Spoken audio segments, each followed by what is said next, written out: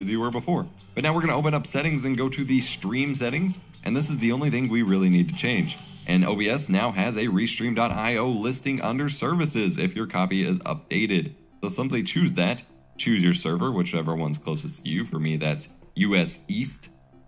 And then choose the same server in OBS Studio, Washington, DC for me, and then copy your stream key. Once again, never, ever, ever, ever show your stream key on stream or to anyone else. And if you accidentally do so, you need to click the little swirly icon next to it on restream.io and clear it out, because that gives people permission to copy to stream to your live stream. And yes, I showed mine here, but I cleared it out and reset it a bunch after the tutorial. If you're adding a custom server, they do have the RTMP URL there if you need to add it that way, or if you're using a program other than XSplit or OBS that doesn't have it built in. And then hit start streaming on OBS. And YouTube Stream now says unknown pretty much all the time for me for some reason. But then you can start pulling up your live stream pages and see whether or not you're alive on them. For me, it did not work at first because I haven't done any live stream in a while, and so it's probably been 6 months or a year since I last logged in and used Restream, which means that my connections to Hitbox and Twitch were no longer active, even though like the accounts were listed. I no longer had authorization for those two channels. So what I needed to do was stop my stream, delete the channels, and then re-add them and authorize them for Hitbox and Twitch respectively, and then hit live stream again, or start streaming on OBS again, and they both popped up. And now some random viewer that probably tuned in thinking I was streaming saw my desktop with a little donation ticker scrolling across it, because why not? But that's pretty much it. They do have that chat app and things like that, but that's how you stream to as pretty much as many streaming platforms as you want. All you're doing is live streaming to Restream.io's servers, who are then spreading it out and literally restreaming it as they're titled to Twitch, Hitbox, wherever you're telling it to go. This is really great to stream to a plethora of different platforms, and their chat app is wonderful to keep up with all the different chats, or if you have multiple monitors, you can do it that way. But a pretty cool piece of software regardless. But that's it from me, guys. If you enjoyed the video, be sure to smash the like button, get subscribed for more awesome tech videos. And if you're looking for more OBS related content, if you want some questions answered as to how to actually use OBS or OBS Studio, how to set up your profile or scene collections, all of those questions are probably answered in the videos in the playlist in the card icon above or the description below. And check out those videos before you post, just in case. Or otherwise, I will be happy to help with some questions in the comments below, but keep in mind I may point you to specific videos. But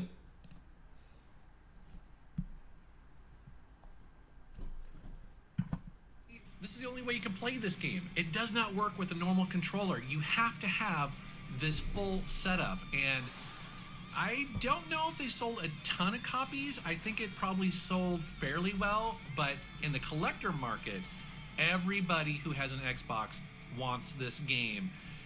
Now, to give you an idea how much this game costs, well, complete, it's going to cost you around $300, often more, depending on where you find it, and also what condition the original box is in, because the box is huge. Mine is actually in fairly poor condition. But if you're hoping to find one brand new, you're going to pay $500 or more. It's important for collectors to know that there are two versions of the controller. The green buttons that you see here is the first edition, and then there was a second run, but they had blue buttons. Now, as far as I know, the controllers are exactly the same other than the color of the buttons, and I don't know which one is more expensive or rare. I just happen to have the green one.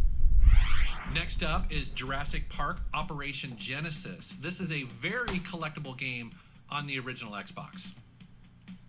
The best way to think about this game is a mix of a theme park simulator, but with dinosaurs. And if that sounds interesting to you, well, that's because a lot of people absolutely love this game. There are tons of reviews and videos online, people talking about pouring hundreds of hours into this game. And I think the reason why the Xbox version is so expensive is because it's considered probably one of the best versions of this game. So if you love playing this game when it first came out, you want to get a copy now, and it's kind of collectible. To give you an idea just how much this might cost you, well, it is anywhere from $90 to about $130 for a complete copy. The next one's a little bit tricky because there are technically 2 versions of Outrun that came out on the original Xbox, but only one of them is really collectible, and that is Outrun 2006 Coast to Coast. So why is this game so collectible, so expensive? Well, it's kind of hard to say, honestly. Basically, this game is a reimagining of the first Outrun game, but what's cool about it is that it actually includes tracks from Outrun 2. So in many ways, this is kind of a best of. It's also important to know that this game is not exclusive to the original Xbox. It came out on the PlayStation 2 and also the PSP. I happen to have the PSP version, and it plays really well. But the reason why I think this is the sort of collectible, definitive version is because the Xbox is so powerful compared to those other systems. If you want to play this game, if you want to play this version, then you do want the original Xbox version. It's the best by far. So how much will this game typically set you back? Well, it sells for anywhere from about $90 to say $120 or $130. But again, if that's really too expensive for you, by all means, go out and get the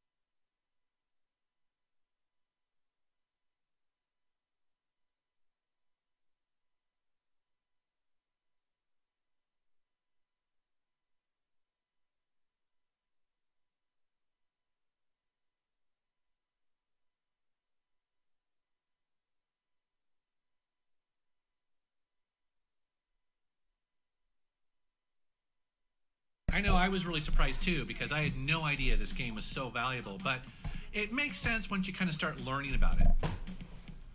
First off, this is a brand new lost episode of Futurama.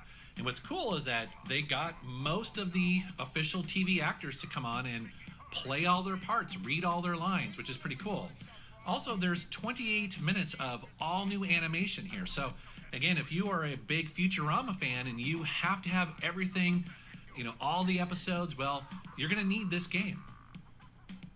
I'd love to tell you that this game is absolutely amazing, but it's okay. You know, it's okay. You do a lot of, I guess, kind of traditional adventure style hunt and pecking kind of thing. You're looking for something to trigger the next event or the next cutscene, you know, that sort of stuff. There is some light platforming, as you see here. Again, it's not great. It could be better. This is also one of those games where you can't change the camera default, and so I was always pushing the camera the wrong direction. Typically, this game is going to cost you around $70 to $90, maybe $100, something like that. It's worth noting that it also came out on the PlayStation 2, so if you want to save a little bit of money, although both versions are going up in value. This next driving game, called Test Drive Eve of Destruction, was released on the Xbox and also the PlayStation 2.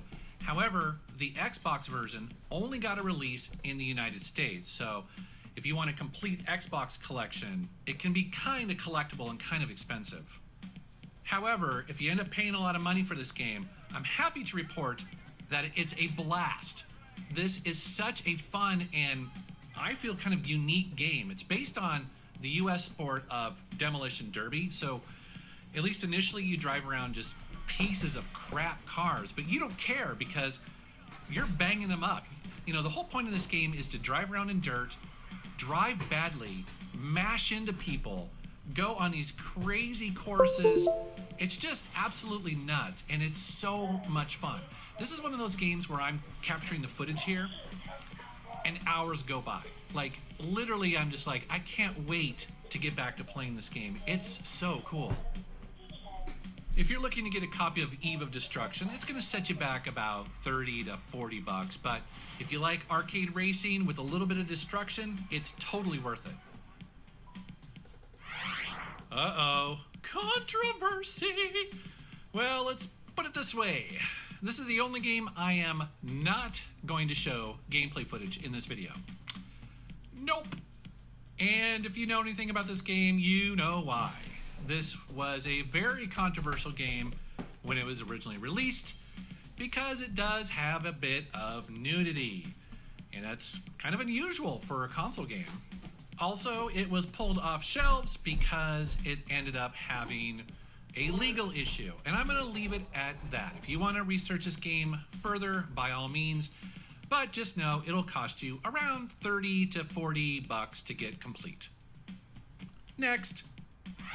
And now for something completely different. This is Teen Titans, another fairly collectible game on the original Xbox, which is kind of unusual because this game was ported over and released on just about everything of that generation. It came out on the PlayStation 2, and I believe it's on the GameCube, it's on the Game Boy Advance, it's on pretty much everything. However, the original Xbox version only came out in the US, and so if you are going for a complete Xbox collection, well, that kind of makes it somewhat rare. However, what also makes this game somewhat desirable is that it happens to be really, really fun. Now, I don't claim to know anything about Teen Titans. I've never watched the show. I assume it's based on a cartoon. That's totally cool. I do know that this is a really fun beat-em-up. It actually reminds me of, do you remember those games, the X-Men Legends? Those were the top-down beat-em-ups where you play as Marvel superheroes. This game feels very much like that. And also, too, I think, again, the Xbox being the most powerful console of that generation, if you like this game and you want to play the best version of it, well, this is the one you need to have. If you want to own a complete copy of it, it usually will set you back anywhere from $60 to $80. Here's a bit of a surprise, and that is Capcom Classics Collection Volume 2. And this is another example of a Xbox game that was only released in the US. Now, there are other versions of this collection out there. There's even some on the PSP. But if you want the Xbox version, it was only released in this region. So that's what makes it somewhat collectible. Also, this just happens to be a really fantastic collection of Capcom games. And so if you like collecting compilations of your favorite arcade games, well, this is something that you just have to own. Typically, you can find this for about $40 to $60. So that's a quick look at some of the more rare and expensive games for the original Xbox. Now, I think it's pretty interesting that Microsoft has recently added compatibility for the original Xbox to the Xbox One. I think that's pretty cool. You know, we'll have to see if that raises the prices or perhaps lowers the prices of some of these games. You never know. They definitely go up and down. All right, guys, thanks very much for watching. Thank you for subscribing, and take care.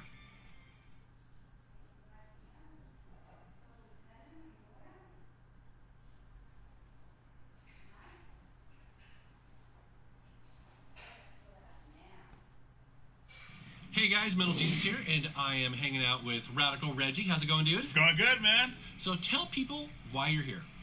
We are here to talk about rare and expensive PS1 games. As you guys know, I'm pretty much like a big Sony fan, and PlayStation is just where it's at for me. So I want to tell you guys about some of the rare, expensive games that are out there. You know, a lot of people might not even know about these games. Yeah, the reason why you're here too is that you have an epic collection. The first time I was there, it blew my mind. I was pulling this game off here, going, "You have this game here? This game?" It was amazing. And I was lucky enough to get the games like around the time that they came out. You know, right. They're not like triple, double the price they are now. So. Are you ready to do this, man? I am. Let's do it.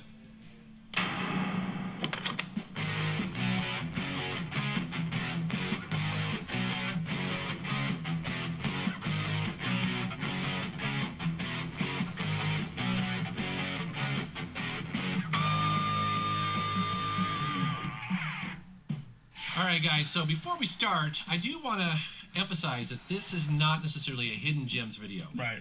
We're not saying that these games are great or that you should play them, although some of them certainly are really good. But we just want to be clear that this is rare and stupidly expensive games. And when we say rare and expensive, you know, a lot of prints might not have been made of these games. Right, you know, sales might have been bad, and you know, they might have just had one print run or something like that. So yeah, that's basically what we're trying to tell you guys. Yeah. So I guess we can go ahead and start. Let's with the first do game, it. man. I know. All right. A lot of you probably know that I was going to start off with this game first, but Suikoden 2. Suikoden 2, though a great game, sold poorly. So people are always looking for this game. Yeah, people love it. It's insane because it's one of those games that uses kind of like what I'll call a zap system, where you play the first game, you can use that data and transfer it over to this game. Oh, well. So that is pretty cool. But this is definitely, I would consider this the best game in the series story wise as well. I mean, Suikoden 2. Difficult to find, not a lot made, and just expensive and highly sought after. Yeah, definitely. All right, next game here. Yeah, I'm gonna kind of cheat here, and 2 games, Tales of Destiny 1 and 2. And you know what's weird? Tales of Destiny 2 has always been expensive and rare. But the first game just somewhat went up in price recently. So oh, really? Yeah, people are after this one. So this one is really rare as well. I mean, they pretty much equal each other out. A Namco RPG. Yeah, I know, right? I know. They got that series. They got their flagship title. Not title, but the series, right? Of Tales. Which you love. You love this series. Yeah, it's definitely. I have to say it's my top, dude. I love the Tales game. Yeah, they keep everything original to me, and you know, some people maybe get tired of that, but that's fine with me. You know, I'm used to it. So. There's something to be said for that, because you could argue Final Fantasy has gone in too many weird directions that long-term fans like us were kind of like, nah, I don't even know. I think stick to the classics, right? I think I was talking to Kinsey about it. You know, Final Fantasy 9 was probably the last great one that we could really, definitely. But yeah, the Tales series, it's very tough to find. Well, what was the word I was looking for? Expensive sometimes. Expensive. Yeah, there we go. Sorry. Next game is Burgundy. They have Brigadine. I don't know. See, they're going to get me on that. Sorry, guys. Brigadine. This is a strategy RPG. Atlas, of course, you see the Atlas on there. I actually got this maybe about 6 months ago, and I haven't really played it that much. It's not really, to me, it's not that fun. You know, but you know, I got it pretty cheap, luckily, and well, you are a big collector, obviously, and so when you run into these games that you don't have, and I definitely had to pick it up. So yeah, it's definitely a game you don't really see too much of. You know, it's expensive and very rare. So Burgundy, if you like strategy RPGs, pick it up. Or not. It's up to you. Next game here, Tail Concerto. Oh, I think I said it right. Tail Concerto. Yeah. Okay, that sounds right. Okay, cool. By Atlas. The game did not sell well. This came out back in, I think, 1999, 2000. Did not sell well at all. And you know, with that, the game came rare and expensive. It's basically a 3D platform game, kind of like in the way of Mario 64. Oh, okay. But you're riding like a little robot to kind of get around. You're a police officer. Okay. And to let you guys know this too, Solo Robo. Yeah, you told me this, that on the DS. Yeah, it's actually the spiritual sequel to this game. So you'll see characters in that game from this game. So, but the game, another really rare and expensive game. Yeah, I know, right?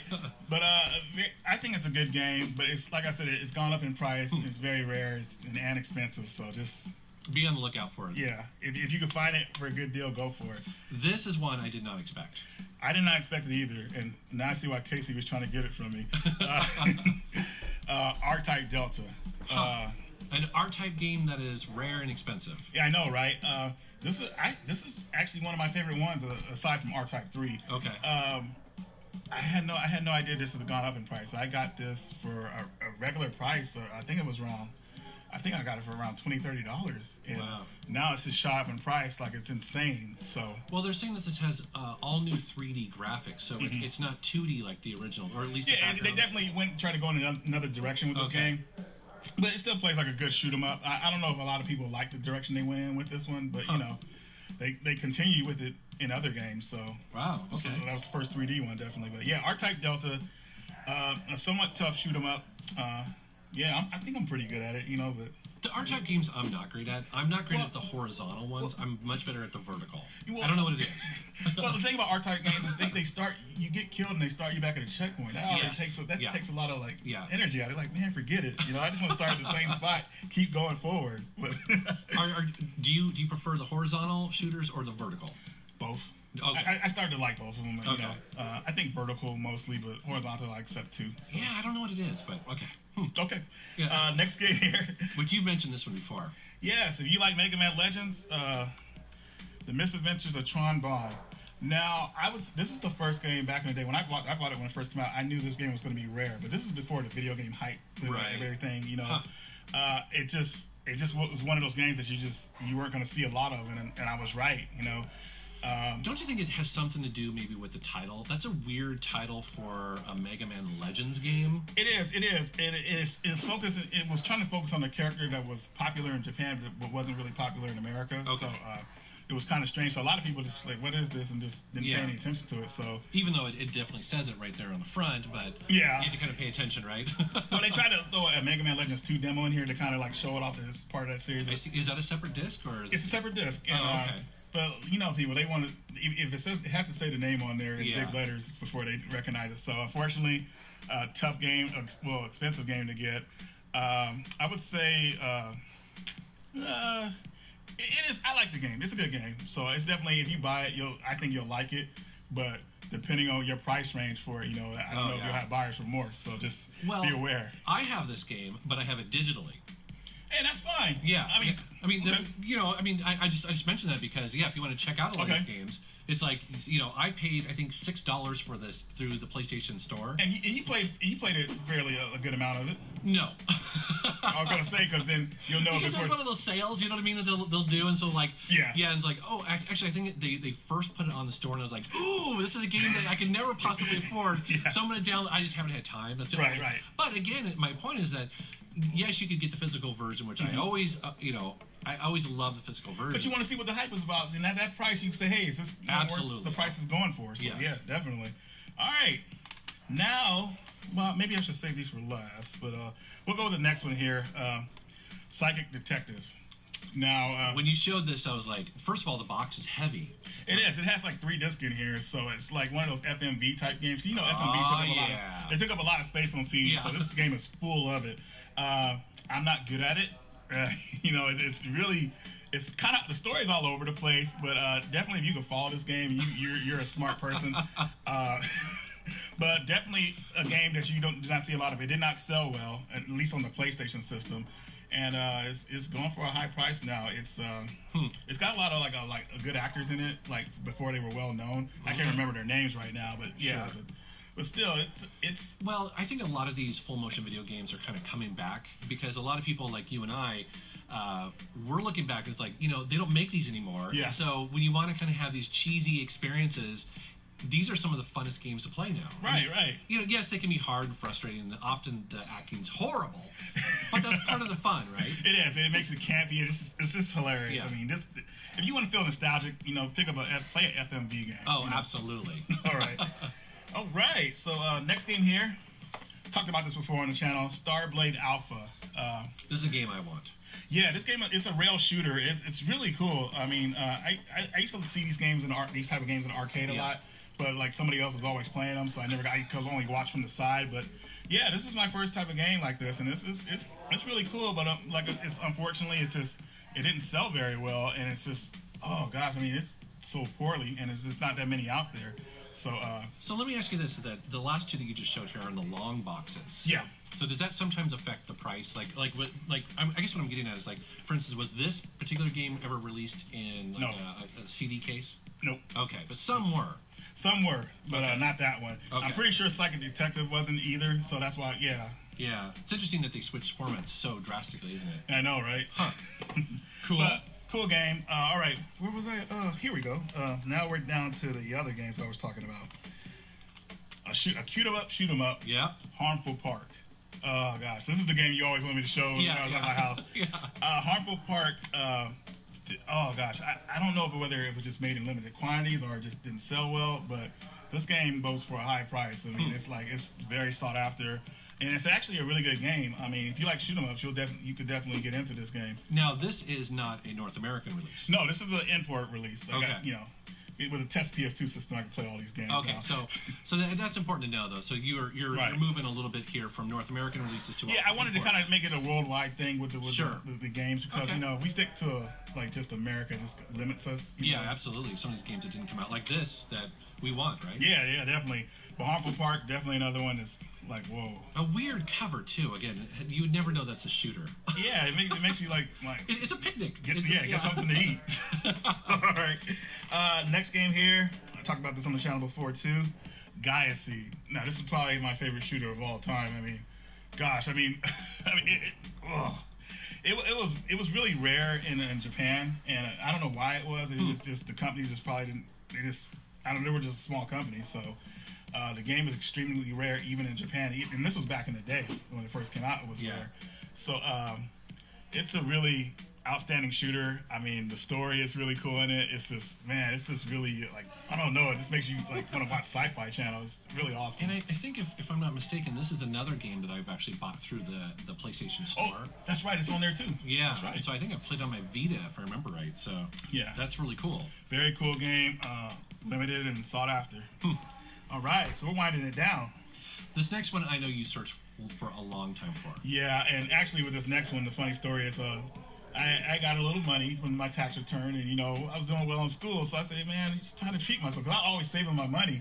And I said, it's time to splurge. And, I did good, so I got The Adventures of Little Ralph. Now, I freaking, I had lost out on so many bids for this game, and I finally just won one, thankfully. There was no snipers out there. But this game was made by a company called New, and I believe they only have 2 games under their record, and they just kind of fell off after this game. But this game is amazing. If it came to America, it would have been like, I think it would have did really well. But this is definitely one of my favorite platforms of all time. It's just, this game is insane, man. I mean, it sucks that no one knows about it because it's so rare and limited, man. Like they're like, what is that? So I also think too, again, I hate to go back to the titles, but The Adventures of Little Ralph sounds like a kids game. Maybe? Yeah, I think they have a movie similar to that, or no, it's called King Ralph over here. I can't remember. Oh yeah, but sometimes again, just coming from a background of software development, sometimes titles and covers are so it makes a difference. They make a difference. I mean, whether people just glance at it and buy it or not. So you never know with that. Cool. All right, last game here. Cool John. I'm sorry. We were doing some research before this video, and he asked me how I thought it was pronounced. I have no idea. Well, I remember I used to pronounce it properly, like when I first got it, but I forgot it. So I'm sorry, guys. But anyways, this game is a shoot 'em up. Came out for PS1 in Japan. You love your shoot 'em ups. This game is awesome, dude. I know. I was like, whoa, like this. I usually don't really care for them unless they're like Harmful Park. But this one was like really good too, man. It even has a cool intro theme song that's really awesome. This game is very hard to find in Japan, and it's hard to like even type it, look it up on eBay, you know, because it's not really written in right. I see. You usually come by upon this game by luck, you know. Really? Yeah, seriously. So, wow. God, there's so many PlayStation 1 games that, I mean, it's just an amazing system. I mean, there's just a little bit everything for it. Yeah, and even me as an avid PlayStation collector, I'm still finding stuff like, whoa, what is this? I didn't know this existed. So, gosh, it's an amazing system and an amazing system to collect for. I mean, happy to have these games in the inventory. I wouldn't want to really be looking for them now. Yeah, I know.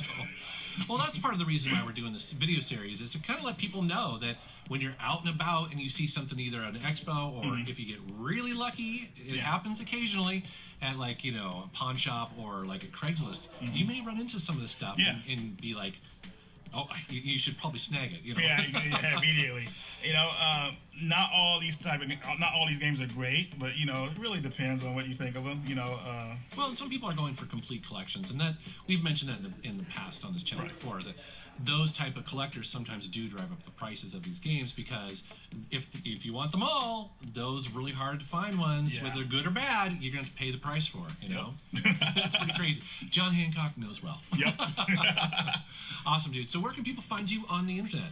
Hey, Radical Reggie on YouTube. I'm actually going to start a Patreon and all that stuff. I'm taking it seriously now. So if you like my content, you know, come check me out. And to tell on you a little bit, you have like 30 videos ready to go for your channel. I took precaution because I knew I was going to take this seriously. I uploaded 30 videos just to get the ball rolling. You know, I haven't displayed them yet, but they're on the channel after Patreon launches, and I'm just going to start releasing them. So it was tough because I did them all on the cell phone. So it was hilarious. It's amazing what you can do on a cell phone, though. It is. It really is, man. So that's cool. All right, guys. Love to know what you thought about this video. Please let us know down in the comments. Yeah, and if you like this video, maybe we'll do a part 2. Yeah, he's got a lot of them, and he's got other systems as well. We can keep going for a while. All right, guys. Thanks very much for watching. Thank you for subscribing, and take care. Another system that Reggie and I could do this type of video for would be the Sony PSP, the PlayStation Portable. Not a lot of people know that there are a lot of collectible games on there, and between he and I, we pretty much have most of them. Another system that would be kind of interesting would be the PlayStation 2, especially with Reggie's collection, because he collects imports, and not a lot of people do that, so it's a very unique perspective. All right, guys, thanks for watching. Who am I watching now?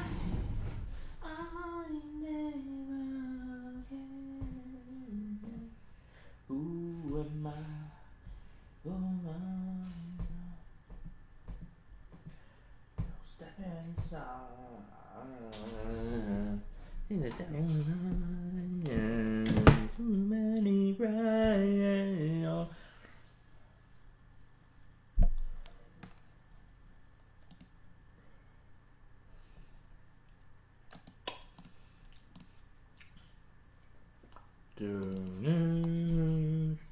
Hey, Boston Antifa, you there? Boston Antifa. How's it going, eh? Oh, it's pretty good. You know, we just wanted to come on here to, try to suppress any kind of normative fascism that may be on your show or any of your friends' shows.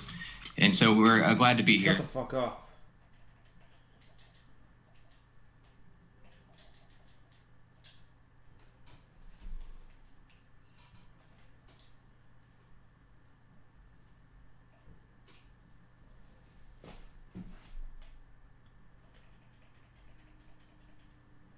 Man, these people care too much, dude.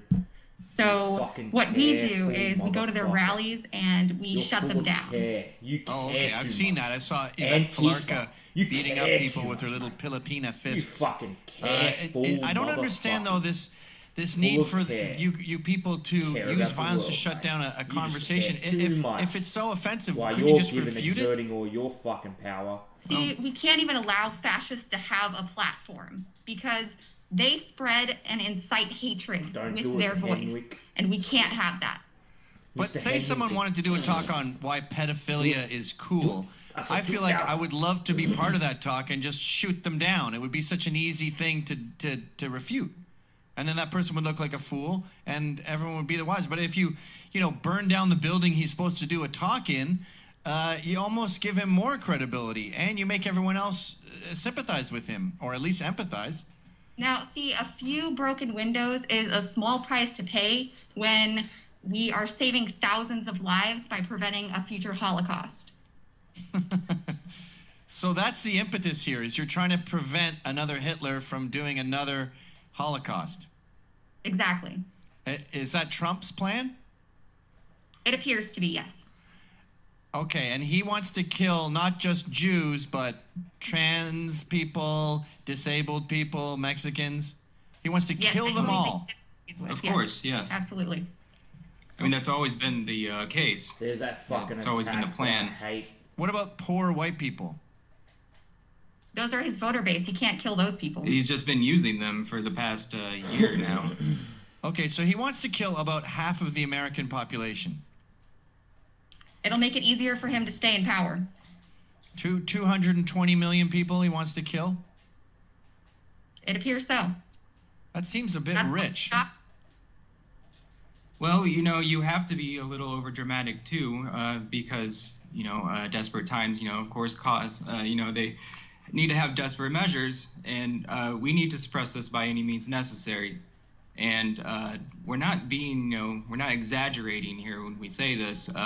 One thing leads to another. So yes, I think finally what Quinn killed is saying this fucking boss. does have a lot of truth. Dude, that took fucking I see. ages. Okay, so what's really happened here is we've learned why you guys don't like an open dialogue, because your ideas are so infantile that even talking about them for more than 2 minutes exposes the bizarre holes in logic you have. You're just not listening, and you're spinning what we're saying. You're rich kids who think that you speak for the poor, and you say you want no government, and you want the government to enforce this idea by calling the police on how much you hate the pigs. That is totally misrepresentative of what we're about. We do not want the government to enforce these laws. That's why we have to take to the streets and enforce these laws. But aren't you also socialists? Don't you want more regulations? See, now that's where it starts to get a little complicated. We are a two-step movement. So first, I'm sorry, you're not coming in that well. I don't know what it is with this Skype. It's getting. It's not. I can't understand.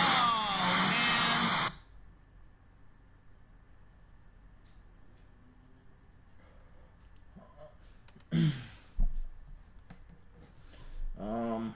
Let me think. So if you were to intentionally misgender a trans woman, that could put her at risk of murder. You understand that? Because people think because you're trans, it's ruin your polite discourse. Yeah, he is. Thank you. Yeah. Thank you for putting that in this place for the whole world. Fourth installment of Real Conversations. Changed my mind. For those who haven't seen the series, this is just a series here. Memorize a carol room to acquire the eldritch strength. Oath memory.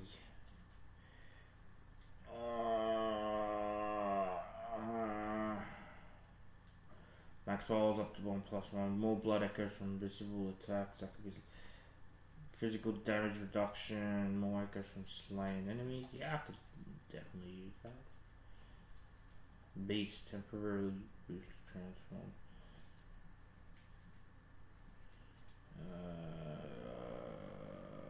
I'll take that one and increase reduction. Definitely.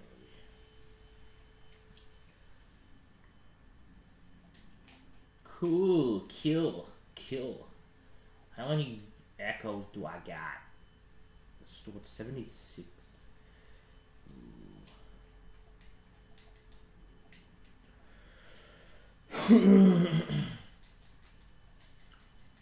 I'll up my Bloodtinge to 30.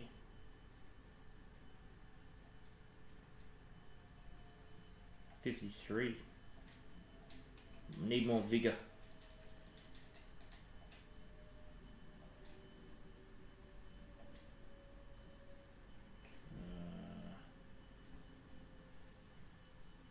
Sword Spear. Where's the blood? Oh, blood attack. Anything that does blood attack? Rifle Spear. Anything that does blood attack here? Rifle speed. Ludwig's. Oh fuck! I really want. That's a god gun.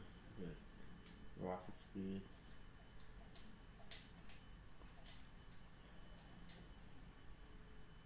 But you need 10 strengths.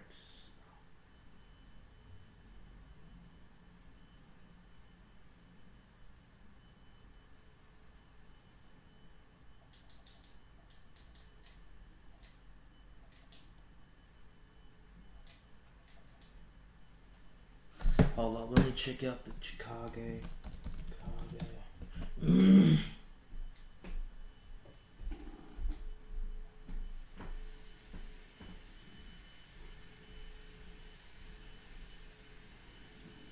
Yeah, nothing's gonna give me anything better.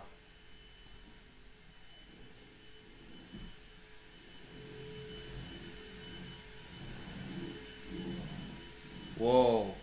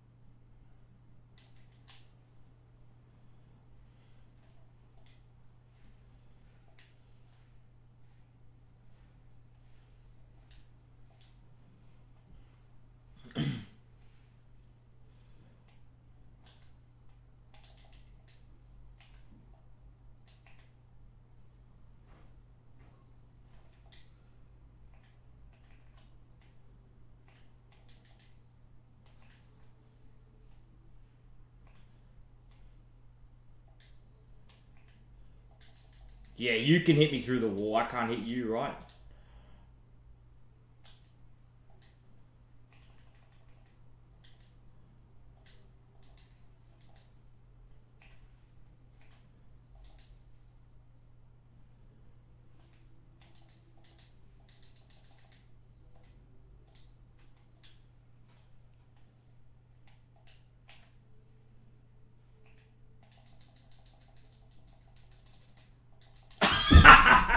Dude.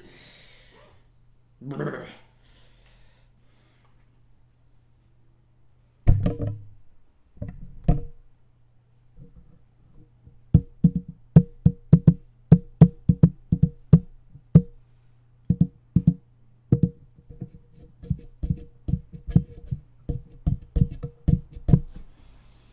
I don't know why the fuck I even went into this shit.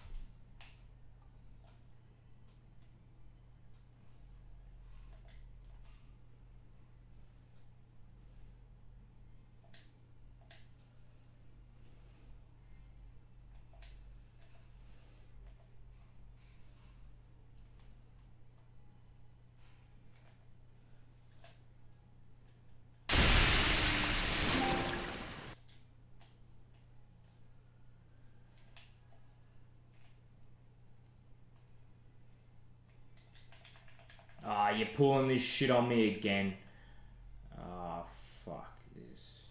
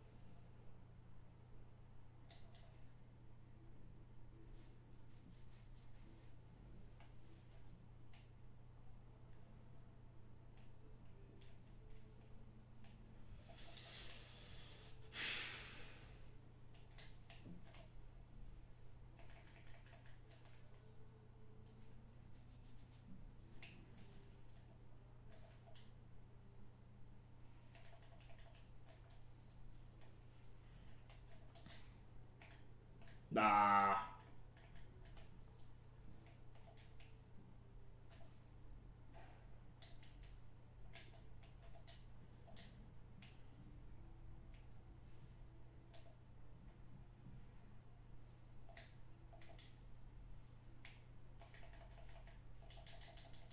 Fucking bastards.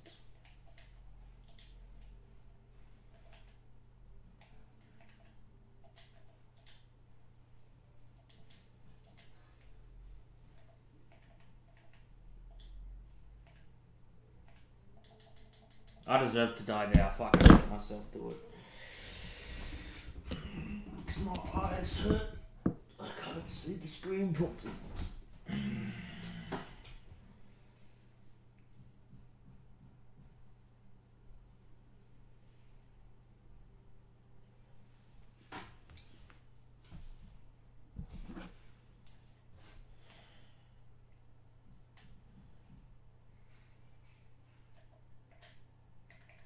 That's nice.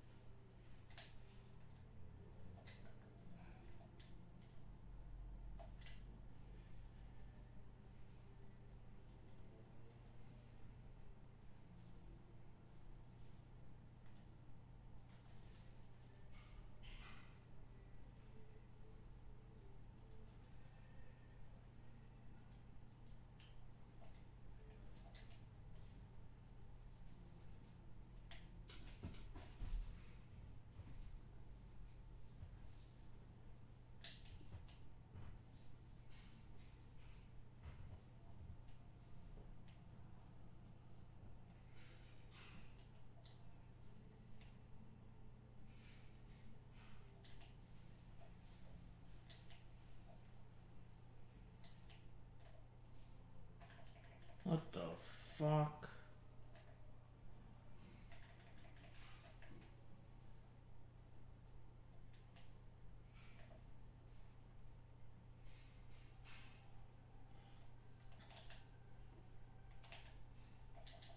Do I even have a gun out?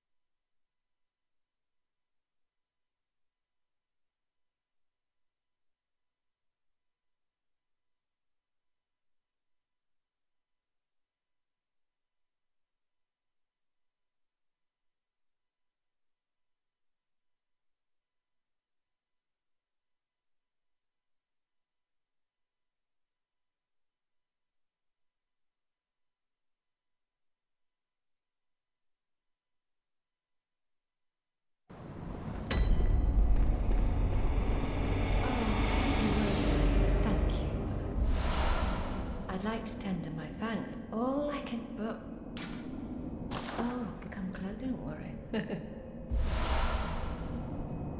Oh, hello. Sorry, dear. I'm only so... Oh, hello. Sorry.